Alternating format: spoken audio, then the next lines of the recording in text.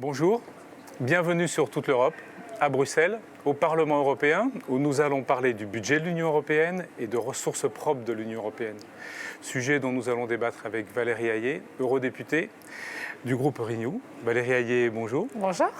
Donc vous êtes eurodéputée de La République En Marche, membre de la commission des budgets, co-rapporteur ressources propres au sein de cette même commission, et aussi membre de l'équipe de négociation du Parlement européen pour le budget et la réforme des ressources propres. Donc le budget de l'Union européenne, c'est le cœur du réacteur, c'est ce qui lui permet d'être en action, d'assumer tous ses programmes, la politique agricole commune, la politique de cohésion, le soutien à la recherche, aux entreprises, Erasmus et bien d'autres domaines. Mais ce budget, sur la prochaine période de 7 ans, 2021-2027, n'est toujours pas voté, alors que nous sommes à 9 mois de son entrée en application.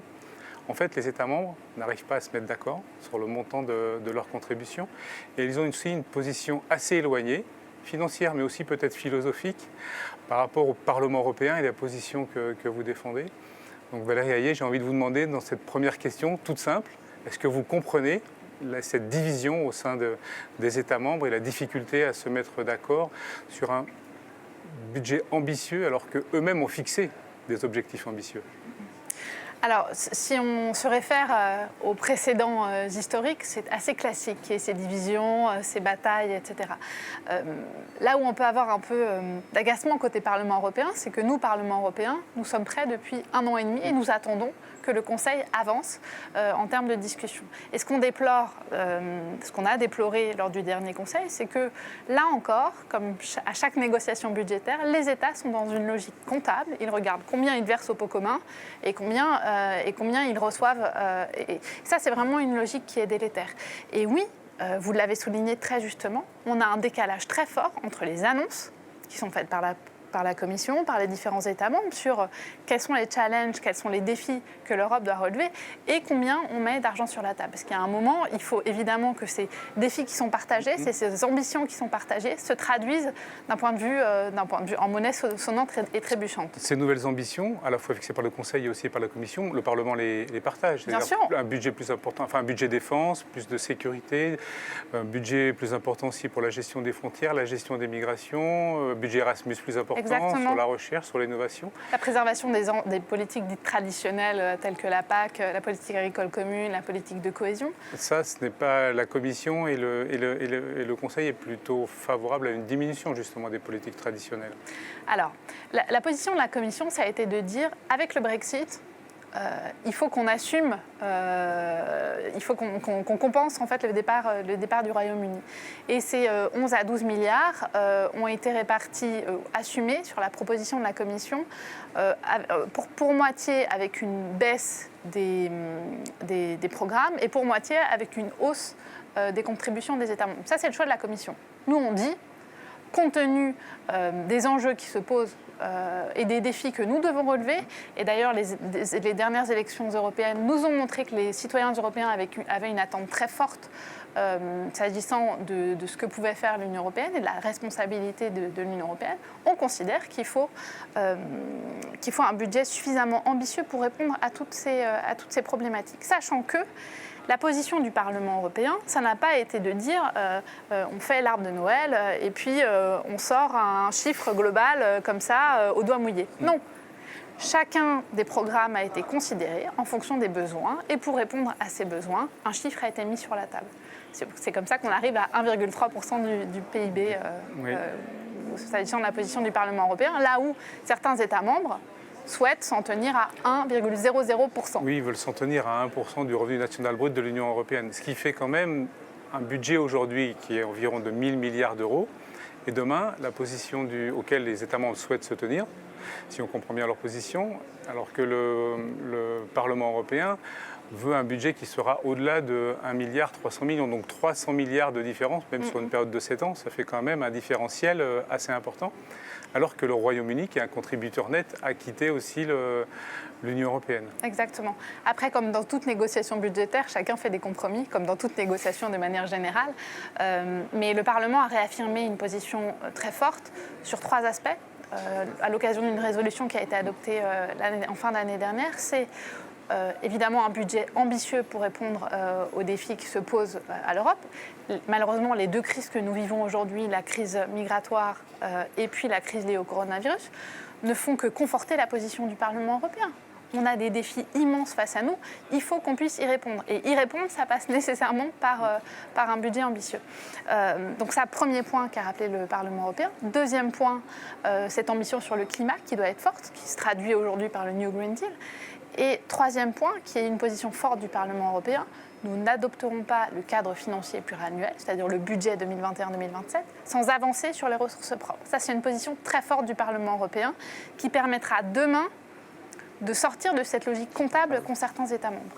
Alors justement, pour sortir de cette logique comptable, le Parlement européen et vous-même défendez certaines pistes et certains projets pour des ressources propres et faire en sorte que l'Union européenne ait plus de marge de manœuvre. Aujourd'hui, on est à peu près un budget de l'Union européenne, c'est 75% des contributions directes des États membres et 25% de ressources propres, qui est une redistribution de la TVA et puis aussi des taxes d'importation des pays tiers. Donc demain, quelles sont les pistes que vous défendez pour de nouvelles ressources propres ?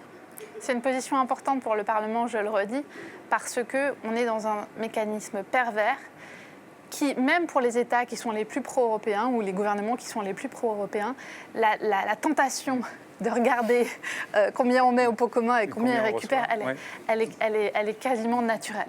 Donc, la position du Parlement européen, c'est de rééquilibrer cette part du budget financé par les contributions nationales et cette part du budget financé par les ressources propres. À terme, ce qu'on veut, c'est qu'on ait non plus au 75-25, mais 60% du budget financé par les ressources propres et 40% par les contributions nationales. Ça permettra de rééquilibrer. Une fois qu'on a dit ça, comment on y arrive concrètement ? Il y a différentes pistes de ressources propres qui sont sur la table. Certaines ont été proposées par la Commission. Nous, Parlement européen, on a dit qu'elle nous convenait, et on a d'autres options sur la table. Il y a globalement, schématiquement, deux grands types de ressources propres, les ressources propres vertes et les ressources propres en lien avec le marché intérieur. Les ressources propres vertes, ça peut être la contribution plastique, ça peut être le mécanisme d'échange. La contribution plastique, c'est un projet qui est déjà engagé. Qui a été proposé par la Commission, qui a été retenu par Charles Michel dans sa dernière boîte de négociation, c'est-à-dire sa dernière proposition de travail, et qui fait partie des propositions soutenues par le Parlement européen, mais pas dans la version de Charles Michel. On y reviendra peut-être tout à l'heure. Président du Conseil Exactement. européen. On y reviendra peut-être tout à l'heure, mais on a un petit point d'achoppement sur lequel on sera très vigilant. Voilà pour la contribution plastique. On a le système d'échange de quotas d'émissions de gaz à effet de serre qu'on appelle système ETS, qui existe déjà, et que la Commission propose d'étendre au secteur de l'aviation et du maritime. On a demain le futur mécanisme d'ajustement carbone aux frontières. Donc pour le moment, aujourd'hui, on n'a pas de chiffrage, mais ça fait partie des pistes sur lesquelles il faut travailler très sérieusement. Voilà pour les ressources propres qu'on pourrait qualifier de vertes. Et les ressources propres en lien avec le marché intérieur. Là encore, la Commission a fait des propositions, notamment ce qu'on appelle l'ACCIS, c'est l'assiette commune consolidée sur l'impôt des sociétés, qui permettrait d'harmoniser, dans un premier temps, d'harmoniser les taux d'impôt sur les sociétés, et puis ensuite d'en retirer une part de revenus. Et puis, nous, Parlement européen, on soutient aussi la taxe GAFAM, on soutient une taxe sur les transactions financières. Ce sont tout un ensemble de contributions, de nouvelles ressources qui devraient faire l'objet d'un revenu européen, puisque typiquement sur les ressources qui sont en lien avec le marché intérieur, si elles existent, c'est bien parce qu'il y a cette dimension marché intérieur et cette dimension européenne qui est intrinsèquement liée. L'ACCIS est sur la table depuis 2 ans, puisque le Parlement a voté ce projet. Mais bon, pour autant, le sujet n'avance pas. Donc, il faut être comment faire en sorte... Il y a des éléments... Les ressources propres, c'est d'ailleurs la raison pour laquelle le Parlement a adopté une position très forte sur les ressources propres en disant on n'adoptera pas le cadre financier pluriannuel si on n'a pas d'avancée sur les ressources propres, parce que c'est un point d'achoppement au sein du Conseil. Certains États membres refusent d'avancer sur les ressources propres.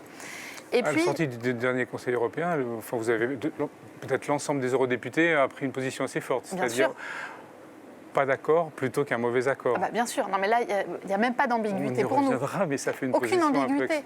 Okay. Et d'ailleurs, le Parlement européen, dans la résolution qu'on a adoptée en fin d'année dernière, a demandé à la Commission de travailler à un plan de contingence.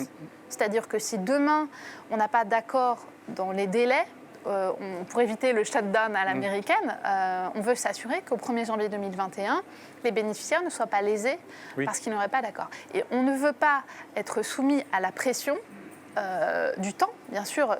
On est prêt. Ça fait 1 an et demi qu'on attend que le Conseil avance. Donc, si le Conseil tarde trop avant d'avoir un accord, ou si l'accord qui est trouvé au Conseil ne correspond pas à nos attentes, parce que le Conseil doit tenir compte de la position du Parlement européen, on est 28 en fait. Oui, non, le Royaume-Uni est parti, mais on est bien 28 autour de la table des négociations. Rappelons la procédure. Normalement, c'est la Commission qui propose un budget. Le Conseil de l'Union européenne doit le voter à l'unanimité. Et le Parlement européen doit aussi le voter à la majorité. Exactement. Donc, tant que le Parlement européen ne l'a pas voté, le budget ne peut pas être appliqué. Exactement. Exactement. On revient justement sur le 60-40 qui est intéressant pour donner plus de marge de manœuvre à l'Union européenne. Donc, considérant que les États membres ne souhaitent pas augmenter leur contribution, ce pourrait être pour eux finalement une porte de sortie assez intéressante de se dire bah oui, trouvons d'autres pistes et faisons en sorte que nous aussi peut-être baissons même notre contribution grâce aux ressources propres. Bien sûr. Pour autant, ça ne génère pas un enthousiasme fou. Pour quelle raison? C'est ce qu'on leur dit. Les ressources propres, ça n'est pas un problème, c'est la solution. Quand on est profondément européen, c'est du bon sens. Pourquoi? Sans doute parce que certains États membres, et souvent on constate que les États membres qui ne veulent pas avancer sur les ressources propres sont aussi ceux qui veulent un budget le plus petit possible. Lors du dernier Conseil, on a beaucoup attaqué, et je pense à raison, ce qu'on appelle les frugaux. On constate que souvent, les États membres qui sont les plus réfractaires à l'idée d'avancer sur les ressources propres sont aussi ceux qui considèrent qu'il faut un budget le plus petit possible. Pourquoi? Sans doute parce que plus de ressources propres, c'est moins de marge de manœuvre. Ça veut dire une Union européenne plus forte, parce qu'elle a plus de marge de manœuvre. Évidemment. Donc peut-être certains États doivent se dire nous allons perdre un peu de pouvoir. Certainement. Certainement que c'est leur logique. Et en tant que députée européenne, je ne peux que le déplorer.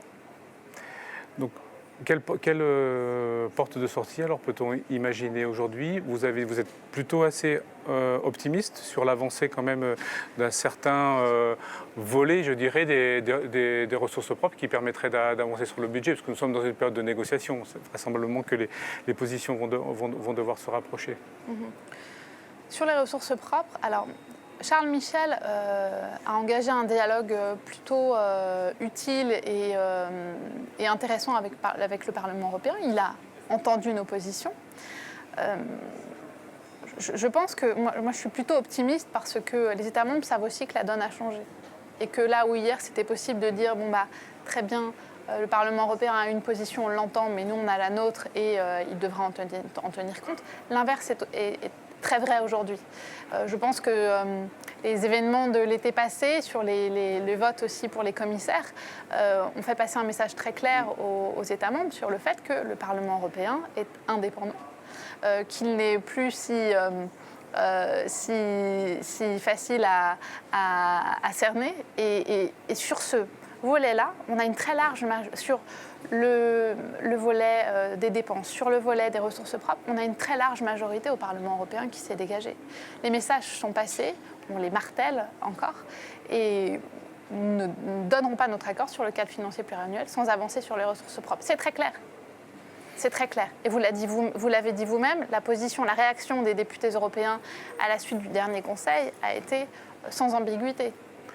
Oui, sans ambiguïté. Ce qui veut dire concrètement que si le budget n'est pas voté dans les temps, ce qui est déjà le cas, je pense qu'en janvier 2021, nous ne serons pas dans le nouveau cadre financier pluriannuel. Ce qui veut dire qu'on aurait une prolongation du budget des programmes engagés sur la période 2014-2020. Ça pour rassurer un petit peu les programmes qui sont en cours et aussi les régions qui sont autorités de gestion et qui gèrent les fonds européens. Les agriculteurs aussi qui attendent le soutien de la PAC. C'est essentiel et on est responsable. C'est la raison pour laquelle nous avons demandé à la Commission de travailler à un plan de contingence. La Commission aujourd'hui s'y refuse. nous réaffirmons ce souhait. Et effectivement, nous voulons les messages qu'il faut envoyer aux citoyens européens, aux acteurs économiques européens. Ce sont des messages de responsabilité et de compréhension de la situation. Donc, à la fois, il vaut mieux pas d'accord qu'un mauvais accord, évidemment, mais il faut aussi assumer une responsabilité et ne pas mettre en difficulté des bénéficiaires qui pourraient être lésés par une absence d'accord pendant 1, 2, 3 mois, par exemple, début 2021. Donc là encore, nous assumons et nous prenons nos responsabilités. Vous assumez, vous prenez vos responsabilités. Donc vous faites partie de l'équipe de négociation du Parlement européen. C'est-à-dire que dans cette mission-là, en fait, vous allez de pays en pays, peut-être de gouvernement en gouvernement, pour essayer de leur vendre votre projet de ressources propres. Aujourd'hui, expliquez-nous un petit peu votre rôle et puis aujourd'hui, donnez-nous aussi l'atmosphère un peu dans chaque pays par rapport à votre position. Alors, on a entamé avec l'équipe de négociation un tour des capitales pour expliquer la position du Parlement européen, à la fois sur le volet dépenses, c'est-à-dire quelles politiques publiques on met en œuvre, combien il faut pour chacune des politiques, et puis sur le volet des ressources propres. La première étape a été la Croatie, qui assume la présidence. La deuxième étape a été la France. Et maintenant, il faut qu'on continue notre tour des capitales.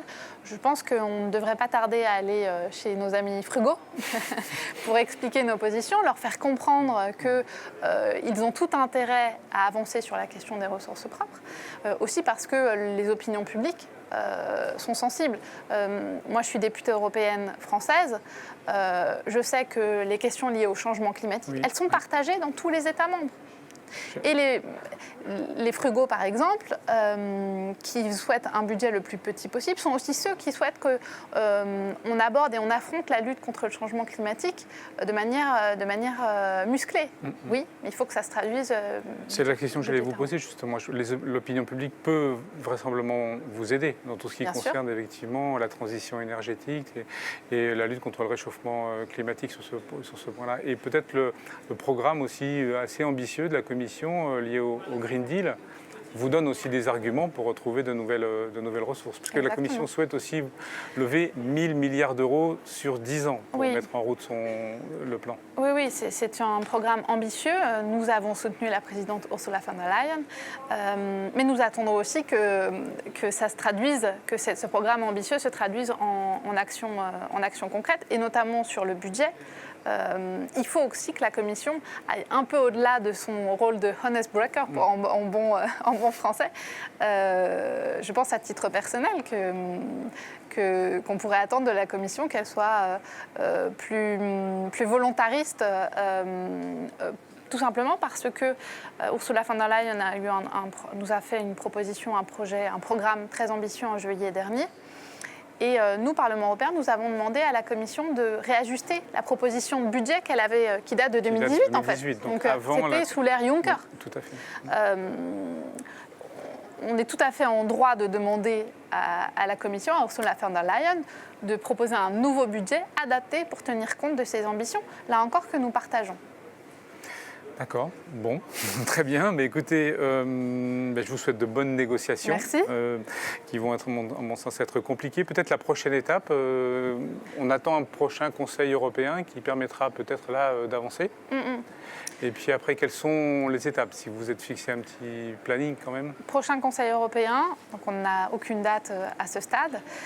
Une fois que le Conseil aura trouvé un accord, puisque tant qu'il n'y a pas d'accord au sein du Conseil, nous, on ne peut pas avancer, on ne peut que réaffirmer nos positions. Une fois que le Conseil aura trouvé un accord, nous, Parlement européen, nous réagirons. Soit nous sommes d'accord et donc on peut passer au vote, soit nous ne sommes pas d'accord et nous passons quand même au vote, soit nous faisons adopter, nous travaillons une résolution pour expliquer au Conseil que l'accord qui a été formalisé entre les 27 n'est pas à la hauteur et que nous attendons des améliorations sur tel et tel dispositif. Très bien. Tout ça est très clair, mais je vous souhaite de bonnes négociations. Merci beaucoup. Merci beaucoup pour ces explications. Merci.